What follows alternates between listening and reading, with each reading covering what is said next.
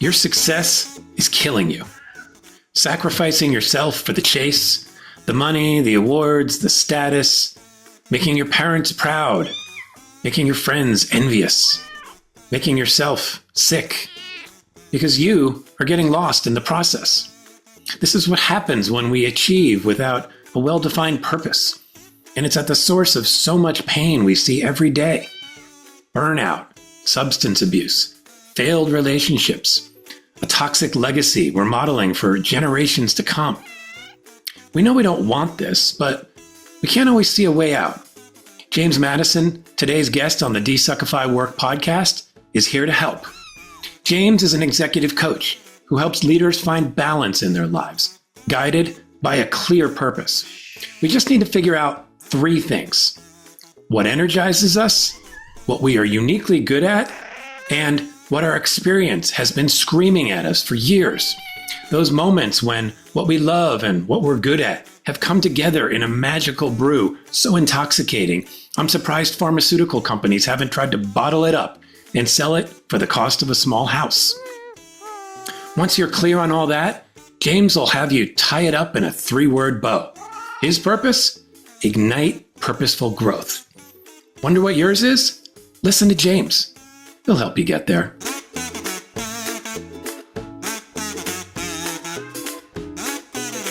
Okay, James Madison, welcome to the DesuckifyWork Podcast. Hey, right on. Thank you, TJ. I'm excited to be here.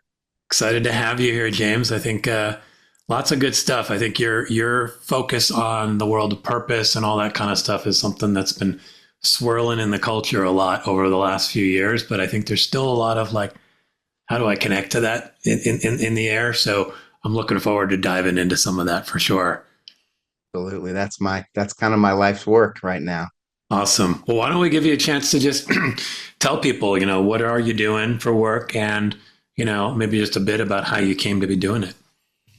Yeah, I spent 25 years kind of in the corporate world, the consumer products, Colgate-Palmolive, Henkel Consumer Goods, all operations, product, process, people. Yep. And the leadership part and the teams is what I love the most. Didn't matter whether it was dog food or hair color or soap.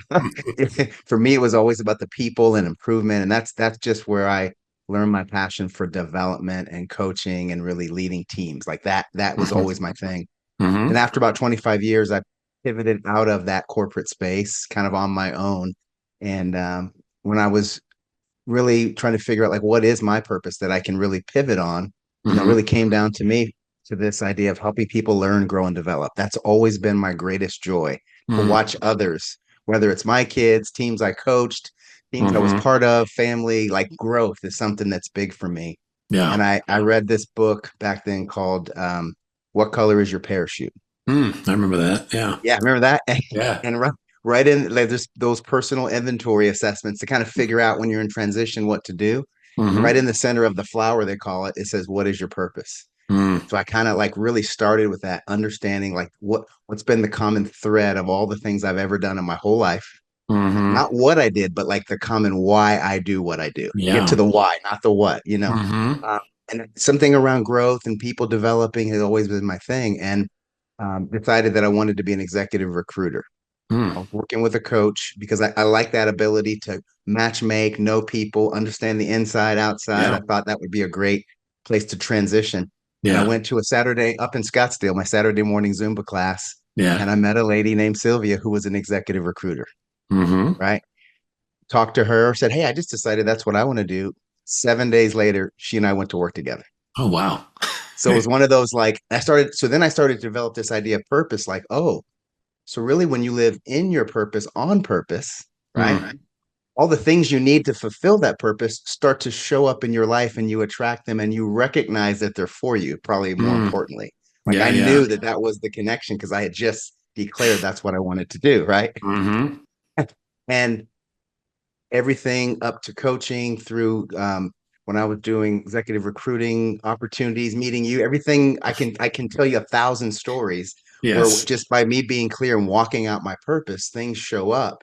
Most importantly, I know what's not for me. Yeah. right? Which is where people get stuck. They get good at Hmm. things that are not for them. And then Yeah. I know the things that are for me. And it gives me kind of this guiding, navigating, directional compass to Mm. help create the thing. And that's basically my story is what I help my clients do, right? Yeah.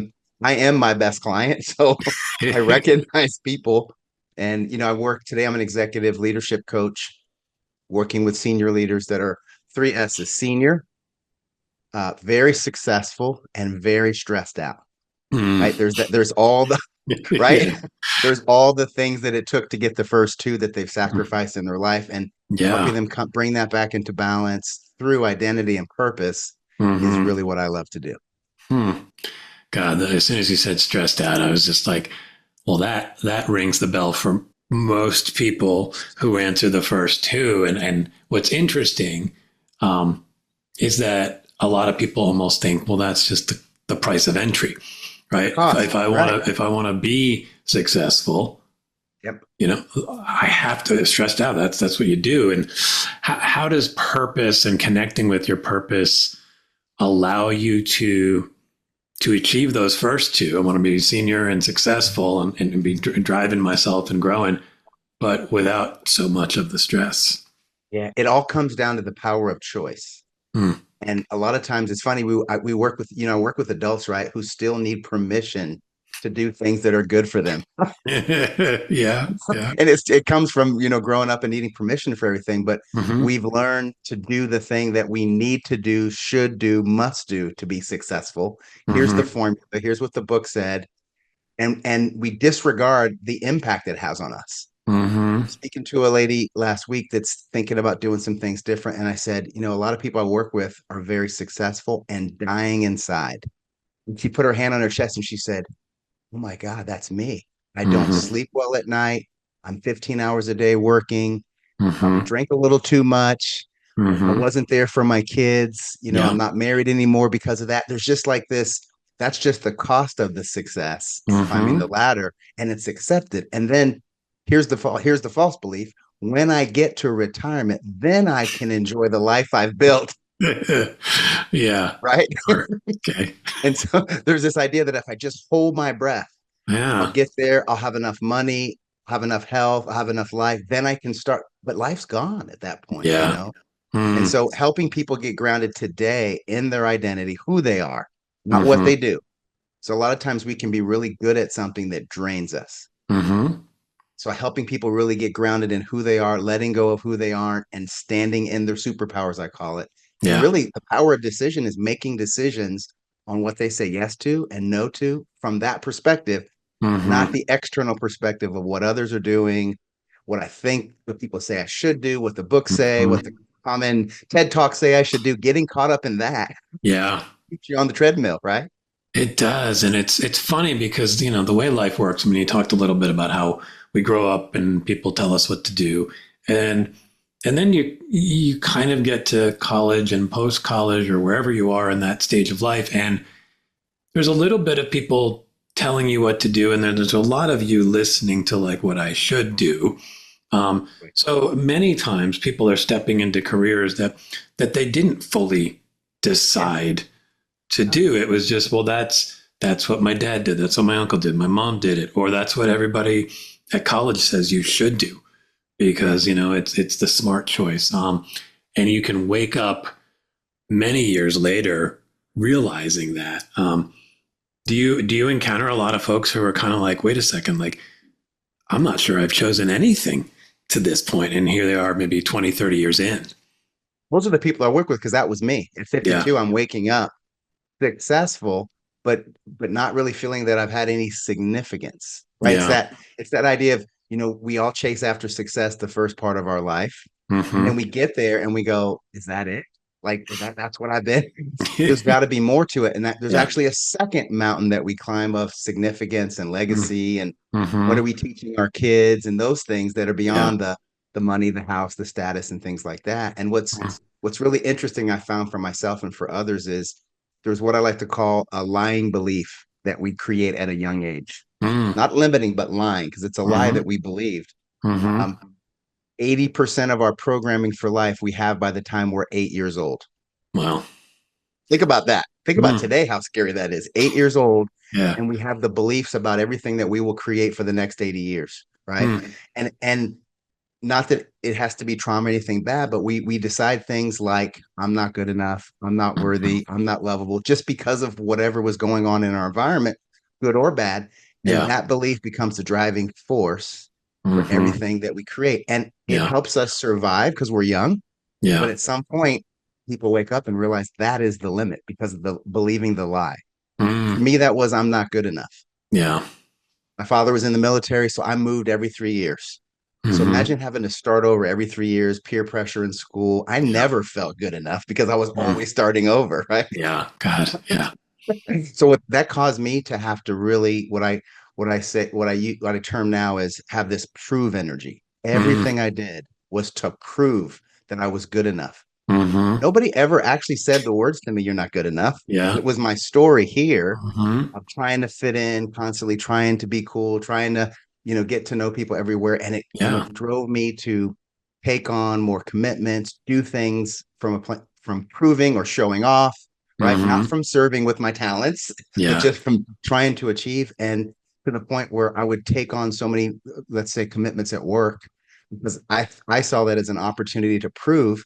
Then when I was Hmm. overwhelmed, which I would do, when I would fail in some of those things, guess Hmm. what I just now proved?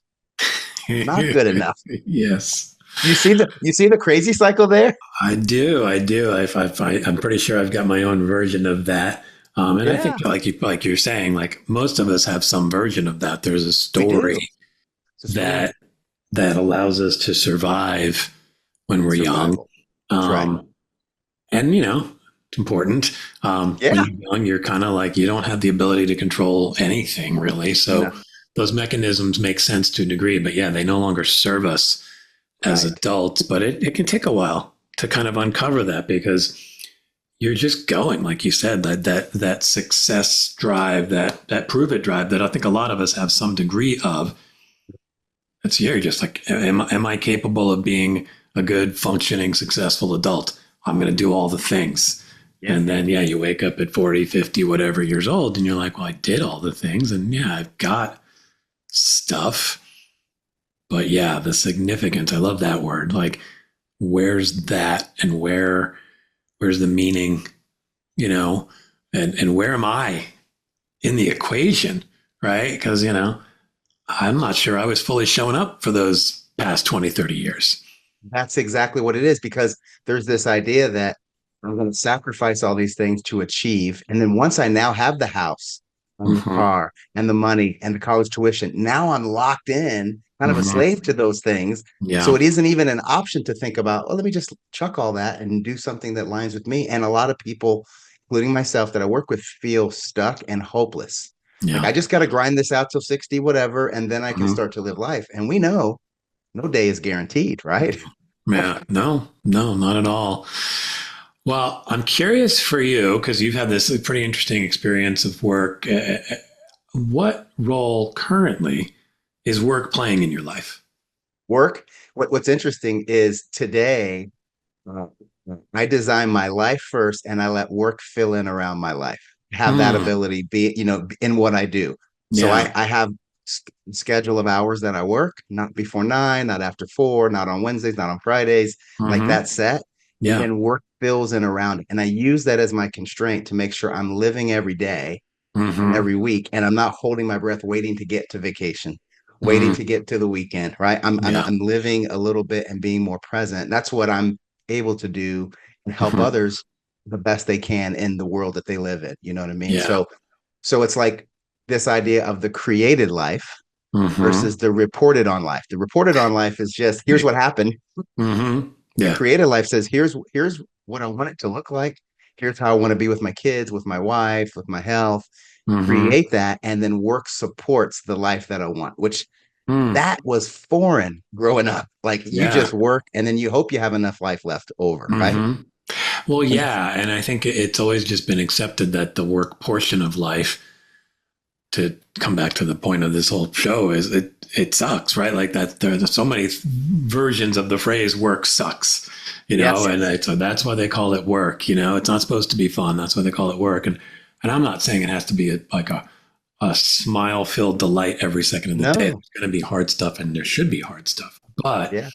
we accept a lot in the work realm because we think either there's that story of like, if I just grind through it, I'll get to the end of the pot of gold, or I don't even deserve that. That's the way it is. I got to just block out 8+ hours every day as gonna suck. It's gonna suck. What's this term or book called? Embrace the suck.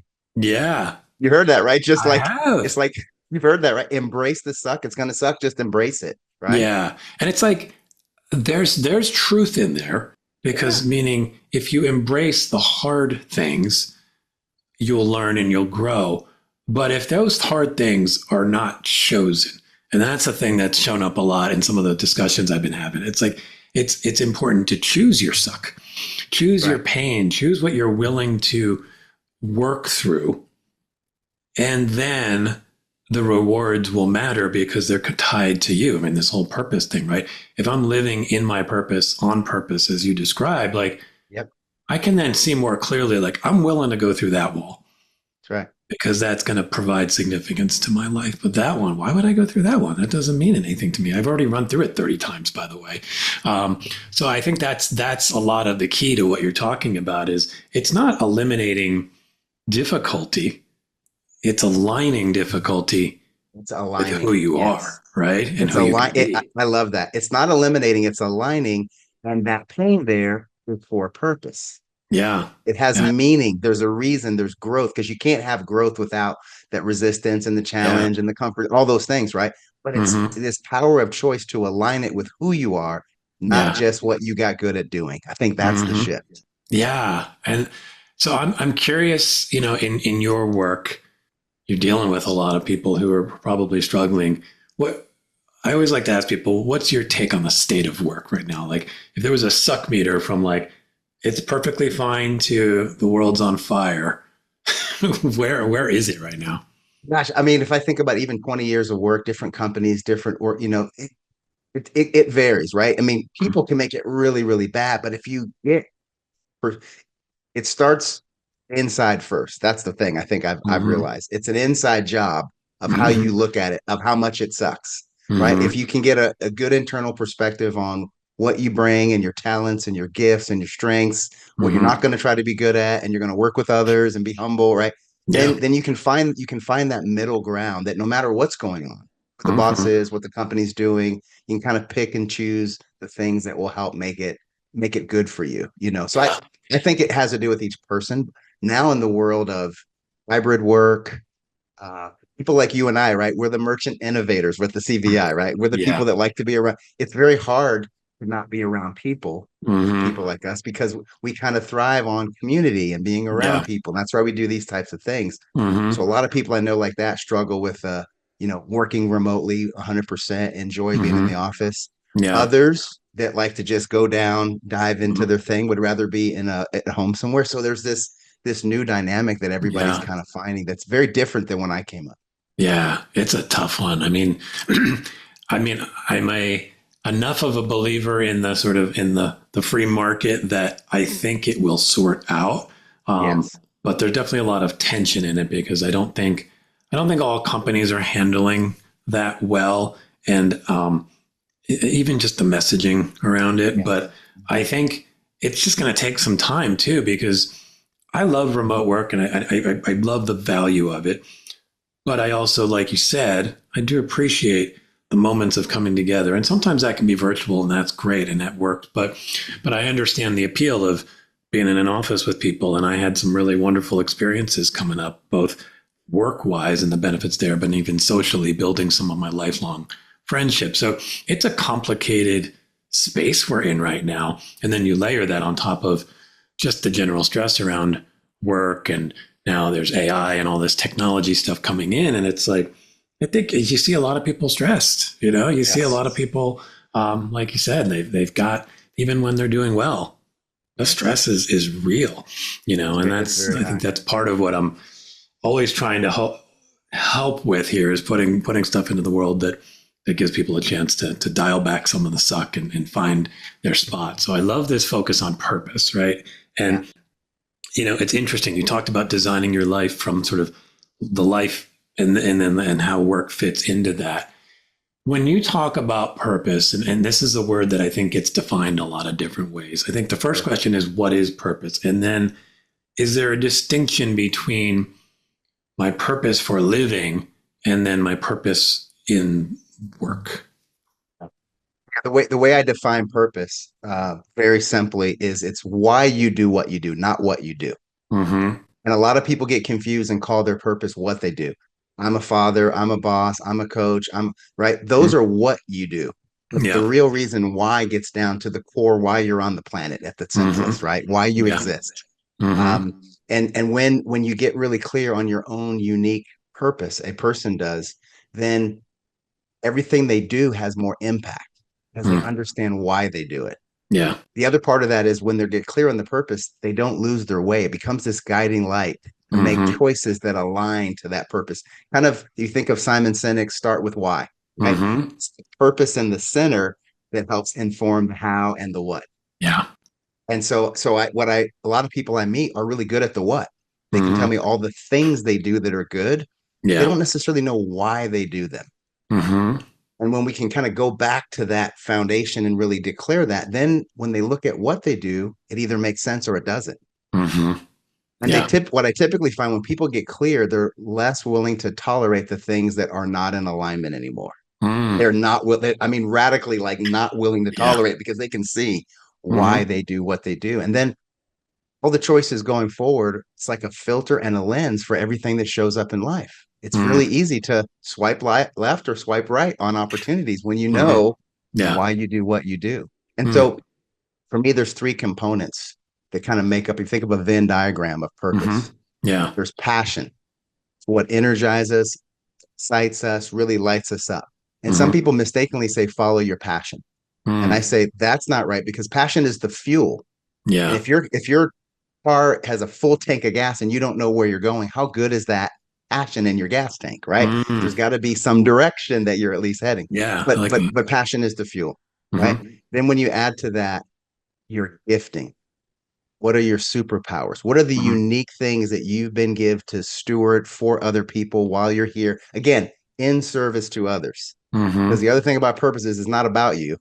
It's about Mm. being in service to others, and then you Yeah. benefit through that. I mean, that's a mindset, right? Yeah. Absolutely. A lot of people don't know what they're really good at because they feel like that's bragging, that's not being humble. I don't, Mm-hmm. but it's not about you, I say. And so Yes. if you've been given these things to serve others, you need Yeah. to know what they are so that you can bring them fully, Mm-hmm. right? So I Yeah. know my passion, I know my gifting. And the third, a lot of people think that they're going to look forward and someone's going to tell them the purpose, or they're going to Mm-hmm. hike Machu Picchu and get inspired and it's going to drop down. No, no, no, no. Yeah. Purpose is when you look back in your life, you've been living your purpose your whole life. You just can't see it. So Mm. when you add the third component of experience, where are Mm-hmm. the experiences from the time I was 6 years old till today where I could see that I was passionate about something, I was really good at it, it was in service to others, and it resulted in that sense of meaningful joy, fulfillment, like those things Mm-hmm. that we, and Yeah. then people go back and they start going, yeah, when I was six and I was in Girl Scouts and I was doing this. And then when I was Mm-hmm. in high school, that same thread has been there that most of us can't see. Mm. When we pull on that thread, there Yeah. is a statement that we create that Mm. basically summarizes why we do everything we've done Mm-hmm. that now can be projected forward. Hmm. So I love those three pieces. I mean, how do I really get at those? Like what's the process for getting at? We'll start with the passion. Like how do I Yeah. evaluate where my passion really lies? Yeah. What I do when I work with clients, we do this in about an hour. Mm-hmm. We'd sit down and make a list. What are all the things in life, not in life and work, but in life that Mm-hmm. just light you up, excite you? Yeah. Travel, food, family, and they just start Mm-hmm. making the list because we don't think about these things. We just do them, right? Yeah. They make this big list. And then the second is, what are you good at? And this is the one that's usually the hardest because people get Yeah. a little bit, Yeah. what are the Mm-hmm. things you're good at? If I ask people that know you, what would they say you're good at? And that takes the Mm-hmm. pressure off of them. They kind of say, I'm a Yeah. good organizer, I'm a good listener, I'm a good leader.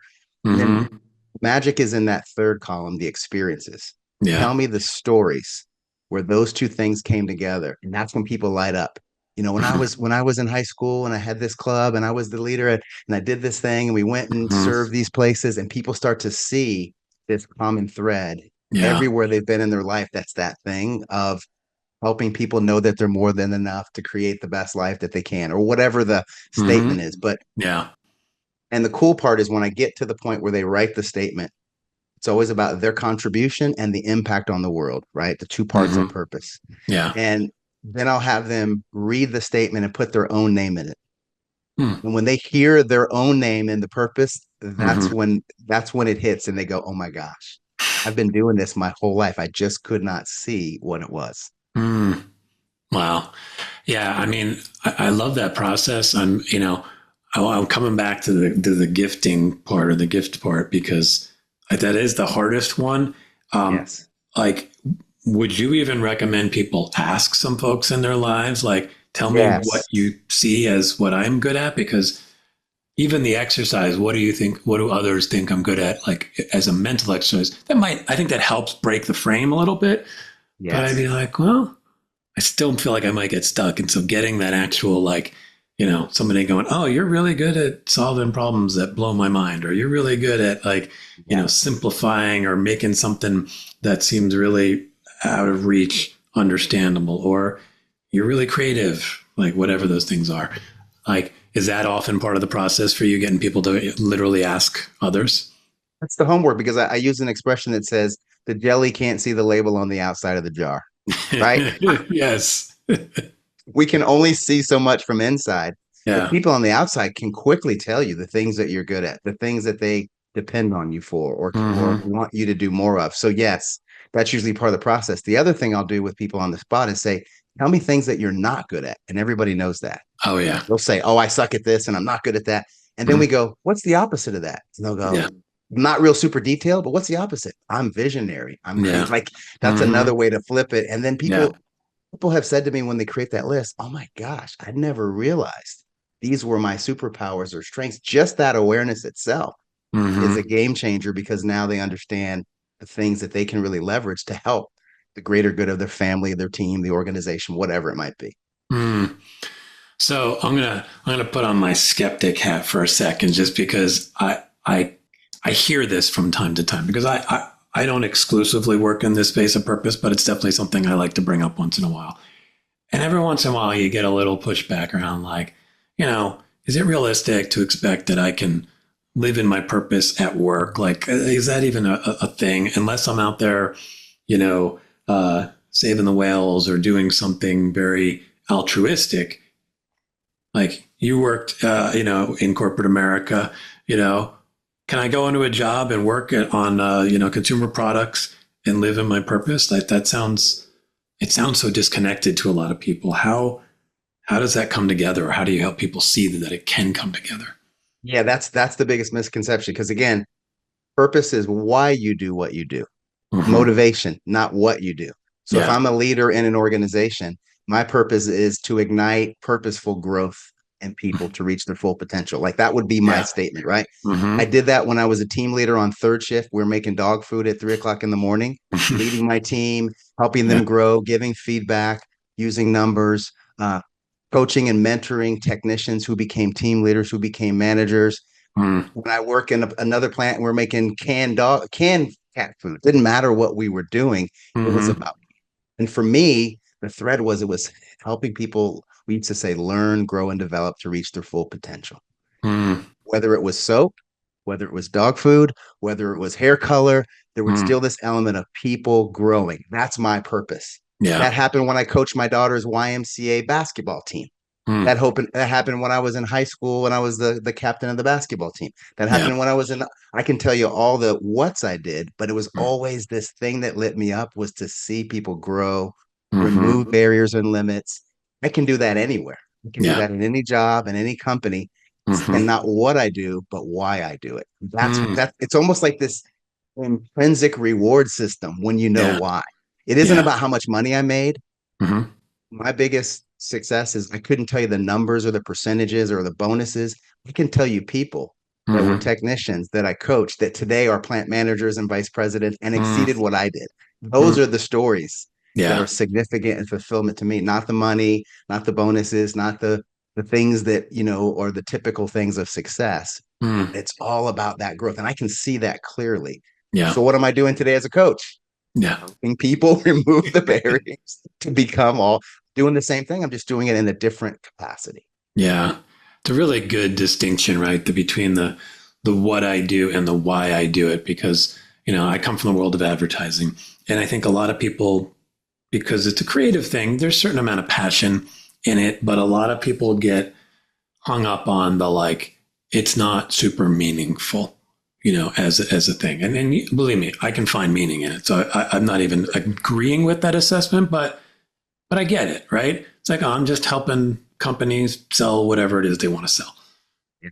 And so that mindset gets in the way of like, yeah, but why am I doing things here, and why am I doing it the way I do it, and why does it excite me? Yes. If I can hang on to that, then I don't need to then say, well, maybe I need to use these skills in some bigger, grander scheme. You might, that may be where you want to be if that's a real big value for you. But, helping people to connect to like, no, what I really like is I get a new problem every week and I have to dig in and obsess over it. And I really love getting into the details. And then, through that messy process, I create these ideas that people love. Like, if you love that, you're living your purpose, right? Exactly. Even if you don't necessarily like, I think there's just, I don't know. I think, the purpose, and actually I can probably put a little blame on actually my old industry. The advertising and marketing world used purpose, I think in the last few years from a marketing perspective, Sure. sometimes in a way that felt a little disingenuous, but purpose meant serving some great end, right? And again, nothing wrong with that. That's great. But it can distort our view of what purpose means to think I have to be doing something that is literally like saving lives or something, where it's not brain surgery. We're not curing cancer here, blah, blah, blah. Yeah, but you're working with people, you're influencing and impacting their lives. You're solving problems that people can't solve on their own.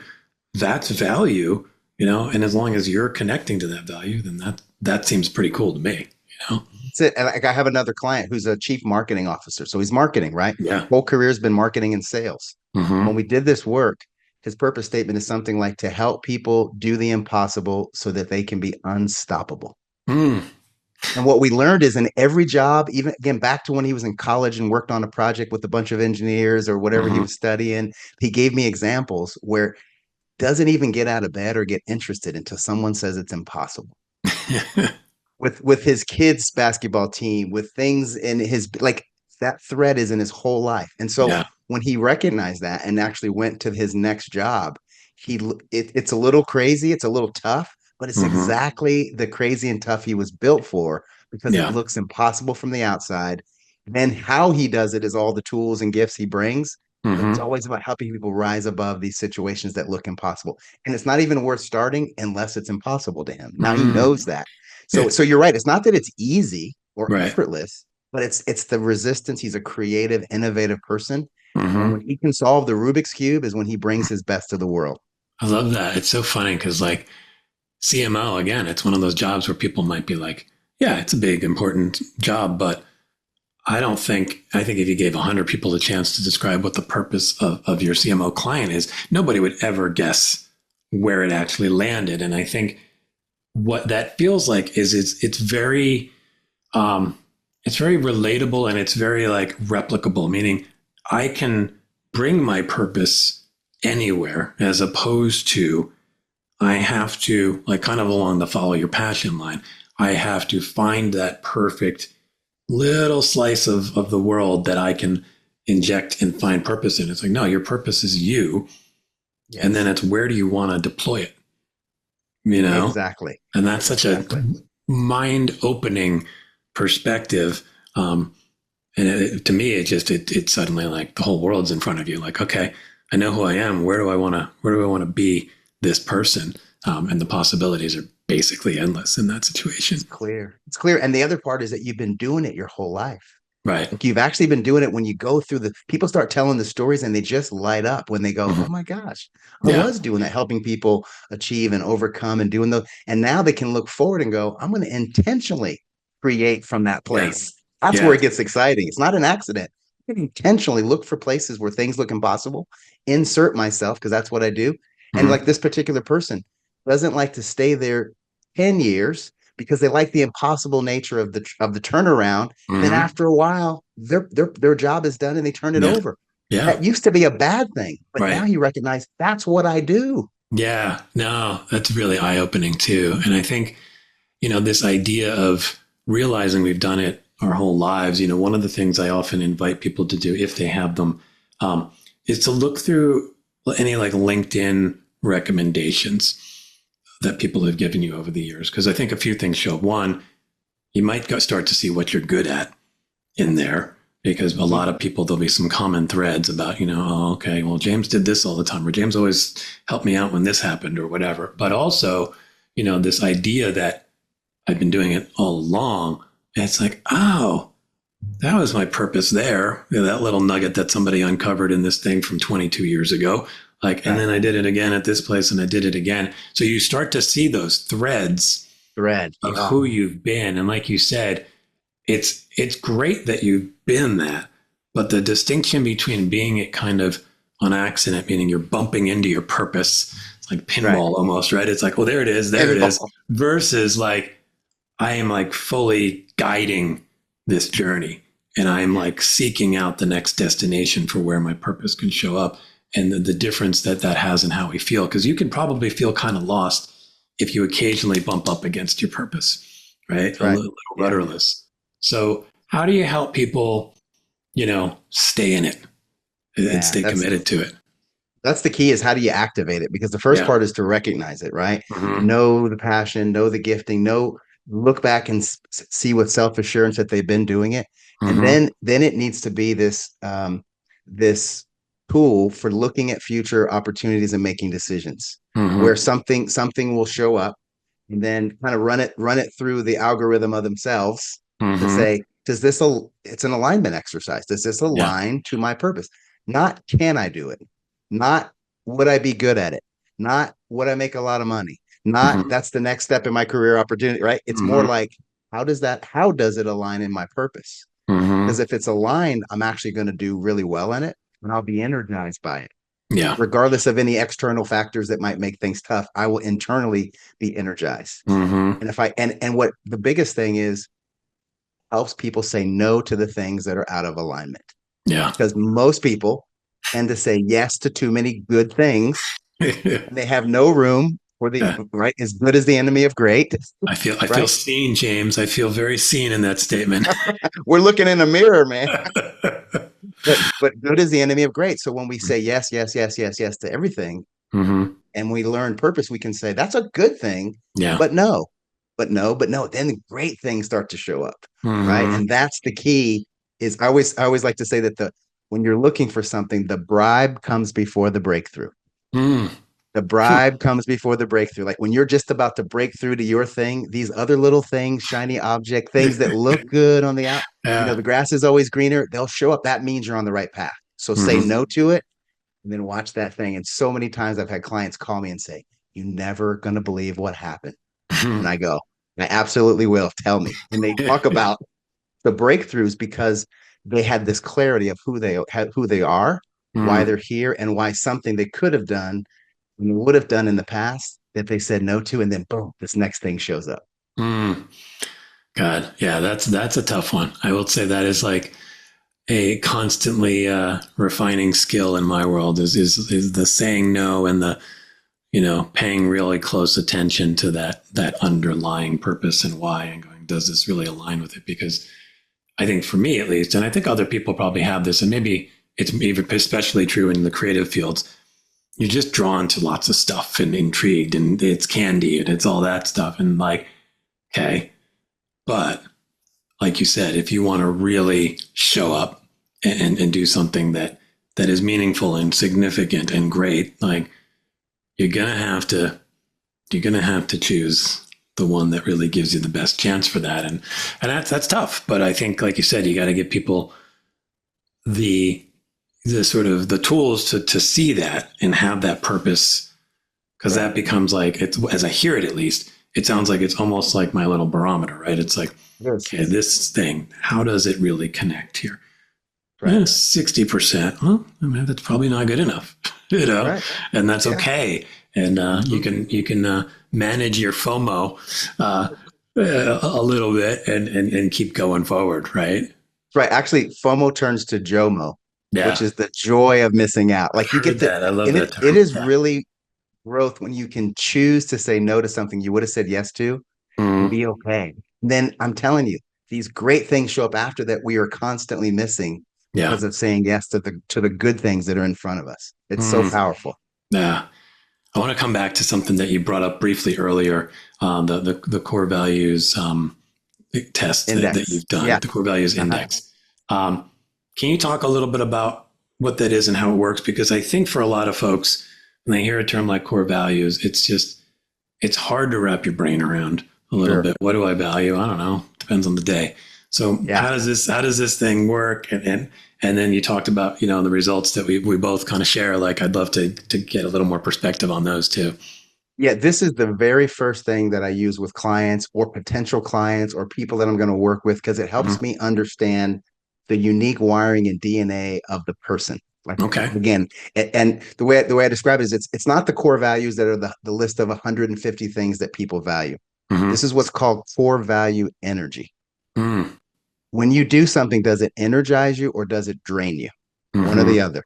And so this helps you tap into the things that you do and why you do the things that energize you and why you do the things that drain you. So it's like a real quick way. You took 7 to 10 minutes, right? Yeah. It's easy. And there are 4 different core value energies. You and I are the merchant, which is about love and connection and people and vision and loving to help see people reach their full potential. Like that's the visionary side. Does that sound like you? That sounds pretty accurate. Yes.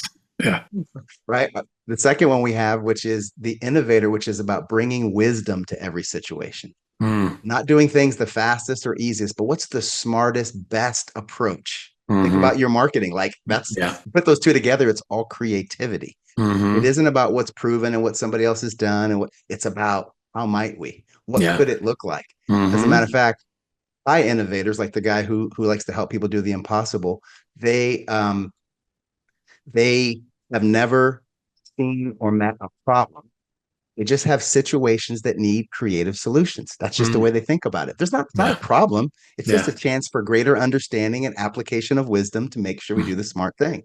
Yeah. So that's where you and I line up right there between vision, strategy, people, businesses, whatever. We apply that, right? Then the other two that round out the 4 boxes are what are called the bankers, which are about knowledge and details and research and best processes and efficiencies, which kind of are the wet blanket to creativity, right? It's that compliment side. When our really wonderful ad gets in front of the legal team and they start chipping away at it because things have to be a certain way. It has to be a certain way. And we create without knowing that. And that's why it helps that we bring it all together, because it keeps us out of jail, keeps us in a bad place. Lawsuits from happening. Keeps us from lawsuits. Keeps us out of recalls back in my old days. So you need that banker, detail, knowledge, research, energy on the team. And then the last one is what they call the builder. And the builder's got a core value of power. And it's just personal power to make a positive difference now, fast, from a place of self-assurance, not data, not wisdom, connections, but from a self-assurance that I know that I know. Right? Yeah. I love that one. That's one every once in a while I feel like I need some of that energy in my life, because I definitely spend most of my time in that merchant and innovator space, which again is wonderful, but like that, let's do the thing and let's implement the thing and let's make that thing happen. That's where I can, that's probably part of the reason why sometimes I even struggle to say no sometimes, because I'm just constantly seeing new possibilities. And it's like, but what am I doing today? Right. Well, you and I will stay on that right side and sometimes never land the plane because it's so energizing. Yeah. And we need someone that says, okay, it's been an hour. What are we going to do? Can we get this thing done, TJ, or not? And so, the book, Who Not How. Hmm. right? Yeah. That's exactly, you have to find who people that bring Yeah. that energy to the team or to your business that help Hmm. balance you and complement you so you can just stay in your zone of genius. Yeah. They stay in theirs and together you get it all done. But that's exactly it. Mm. I love the simplicity of that CVI test. I think it's like, I think for me, it's helpful when you round out with a little description because those words, merchant Yes. and things like that, at first glance, I'm like, I think, you don't quite know how to grab onto them. So getting even the banker, you might be like, well, I'm not a banker. Like, what do you mean? Right. Um, but the details underneath, it's like, oh, okay, now the name makes more sense. The merchant's maybe somebody who's out there. He's got some kind of a shop or something, and he's always out there connecting with people, and Trading. you Yeah. know, yeah, Relationship. yeah, Uh-huh. and Yeah. building those relationships so that it makes sense. Yeah, yeah, it's really interesting. And one other thing I wanted to come back that we just briefly touched on, but this idea of the cost of success. Yes. Like we spend, you work particularly with a lot of people who have achieved a lot. They've gotten maybe to a certain level, and the price that they're paying um, for that success is just discounted, or even invisible. You see the positive rewards, status, salary, bonus, opportunity to hang out with the cool people who are making things happen in the world. Like, That's right. great. But what is the cost of success, or what are the costs of success, and how do we become more aware of them, just so we see the full picture? I'm not an author, but if I write a book, I already have the title of the book. The title of the book will be Your Success is Killing You. Yeah, love it. Right? Your success is killing you. And Mm-hmm. when I talk about like the ways it's killing you physically, I talk to a lot of people that have physical panic Mm-hmm. attacks and heart Oh yeah. attacks and strokes and can't Mm-hmm. sleep, emotionally checked out, numbed Yeah. out, drink too much, Mm-hmm. do all kinds of vices that just keep them able to cope but numbed Yeah. out. Relationally, marriages that fail, Mm-hmm. miss out on 20 years of their kids because they're on Yeah. their phones and doing the thing, thinking about things like that. And then the Mm-hmm. bigger part is like the legacy that they are leaving. They are Mm-hmm. teaching their own kids and others watching them, this is how you do life. So Yeah. when I was working with this one client I was telling you about, and we were talking about why he was where he was, he talked about money and all the kind of those things, right? And then I said, let's do an inventory of the cost. What's it Mm-hmm. costing you? And man, 20 things came up, right? His Wow. doctor told him, his doctor said, you'd be better off eating McDonald's every day for your heart than the stress you're under. That's how bad it is. So Wow. physical, Yeah. drinking too much, not eating right, not sleeping. I mean, we went down the list, right? Mm-hmm. Marriage, struggling and challenges and not connecting, not being there for the kids, Yeah. um, physical health, mental health, even, right? I've worked Mm-hmm. with people that have panic attacks, strokes, Oh heart yeah. attacks because of the stress. And so Mm-hmm. all these lists, and we get to the end, none of those really, really landed till I said, and what are you teaching your son about how Mm-hmm. to create life who's going off to college next year? And that's when it went like an elephant sat on his chest. And he went, Mm-hmm. my gosh, I'm teaching him to do whatever he needs to do, sacrifice everything, make a whole bunch of money, be miserable, miss out on it. And guess what? That's exactly what he's going to go to college and study and do because he saw me do that and Mm-hmm. be successful at. Yeah. That's when it sunk in. He was like, what am I teaching my kids? Mm. Wow. Yeah. I mean, that's pretty powerful. I mean, I think they all are powerful, right? I mean, recognizing that like you're at risk of a heart attack or a stroke is pretty powerful. But obviously, when it gets to the human connection in it, in a situation as a having a child who you're modeling that behavior for, Modeling. that's like, yeah, it's really interesting because I think, to myself and growing up and my own father and who I've always looked up to, and how there were times probably when I was younger when he had some opportunities and he Sure. didn't take some of these opportunities. And I think, as a kid, you almost go like, well, my dad's the best. He should have the best job. And I think it wasn't really until I got a little older and I realized, oh, he was committed to all the stuff you're talking about, being able to show up for my games and being able to That's like right. be around and spend weekends together and do all the things that, have dinner together most nights and all the stuff that happens there, be supportive for me with my schoolwork and like you it's like, and now, as you know, throughout my adult life, that has been with me. Like Yeah. to be a success, I've always held some measure of I'm not willing to give up the That's whole of right. my life for success. I'm willing to do what I believe it needs to be done, but I'm not willing to create that kind of a life where I am just, completely lost in my work. Exactly. And that's hard to do, I think.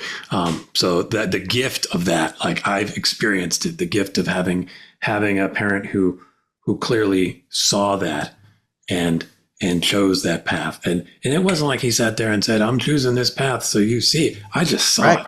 And You it was, just when I exactly. was, probably in my 20s when I first really realized, like, oh, now that I'm working and I see what the possibilities are, like, oh, okay. Tensions. Yeah. He made Yeah. choices that were probably very difficult at the time, when you think of, like you said, more money and all that stuff.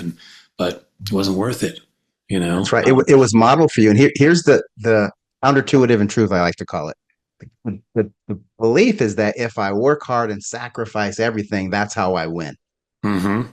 But actually, if you invest in the things in your life that are more meaningful, like your kids and your health, you actually are better, more productive at work and actually Yeah, could achieve more. So there's I know. there's that I know. counterintuitive piece, right? I know, and I've experienced some of that myself. I mean, I'm not a parent myself, but just being more invested in my life with my wife and with friends and Right. having a more full life Full life. absolutely has made me better at my job, and it's made me more Exactly. likely to be able to do it in 40 hours That's right. than 60 or 70, which is Right. what it can feel like if you're not. And yeah, like you said, they it's a self-fulfilling prophecy. If I work 70 hours a week, I have no other life, and it becomes harder and harder for me to do my job.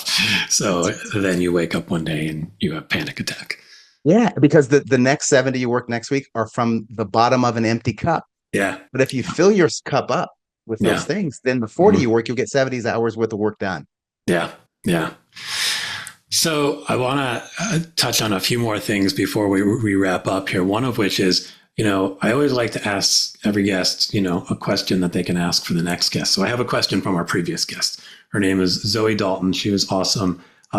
And, you've talked a bit about coaching kids and things like that. And she's a mother of two teenagers. And what she's witnessed a little bit in the last handful of years, or maybe just more than that, she feels like, oh, I don't feel like the kids are seeing enough inspiration. And so when it comes to them finding their purpose, they seem to be struggling to be like connect to like what do I want to do? What does life even mean? How might you help somebody, particularly younger folks who maybe haven't experienced enough inspiration, whether it's sort of cultural big picture inspiration or local kind of friends and family inspiration? How do you connect to your purpose in that kind of experience? Yeah, see that the challenge of finding your purpose from inspiration is it's still an external thing. It's Mm, dependent on something external. You'll hear yeah, me say this 100 times. It's always an inside job. yeah. So I love working with kids. I'm working with a young lady now that's getting ready to go to college and wants to know what to study. Doing the Mm-hmm, same exercise I do with the executive at 52 mm-hmm, from an inside, the strengths and what are the things that nothing to do with inspiration. So they get really grounded before they make choices on who they mm, are, what lights them up, what their patterns have been, and then the choice again, power of choice. The mm-hmm, choices that they make will be based on them. There's too much comparisonitis going on based on inspiration. If we're mm, waiting to be inspired, that's comparison based on what's going on outside. But what is constant is what's on the inside. And so mm, helping people at a young age, imagine someone at 18 going to college and choosing majors and subjects based on things that really light them up and excite them. yeah, Imagine then choosing a career. They don't wake up at 52 and have to do a pivot. They start yeah. out in something where they can actually kind of Wow. create the life they want. That's to me, that's the key. Mm. Knowing themselves at an early age. I'm having a hankering for a time machine right now because I would have liked to work with you when I was about to go to college because I did not major in something that interested me.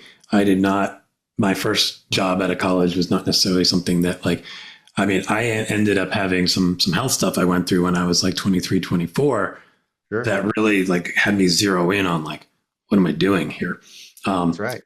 But not for that. I think I may have gone on a lot longer. But at 18, like, yeah, I was just looking around going like, I don't know, that person looks kind of successful and that sort of seems interesting. And then you get to college and people start pointing you like, oh, that's the best major. Okay.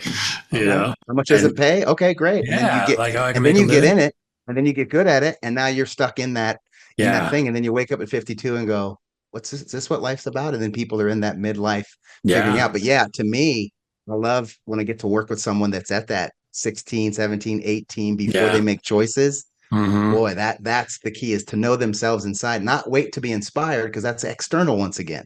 It's Hmm. go inside. It's always an inside job. That'd be my answer. I love that answer. And I think for a lot of young people, like they're not necessarily given that opportunity or the permission to really like go like, who am I? You know, you live Yes. in comparison land when you're in high school. My God. I mean, that's like all you're doing is sitting there comparing yourself to your friends or whatever, and who's more popular and who's more successful and who's smarter and who's not. And so to be like, who am I? It's like, wait, is that even a question I get to ask? You That's know, right. and then to be able to ask it at that age so that your future choices are more aligned with it. Yeah, that's Yeah. pretty awesome.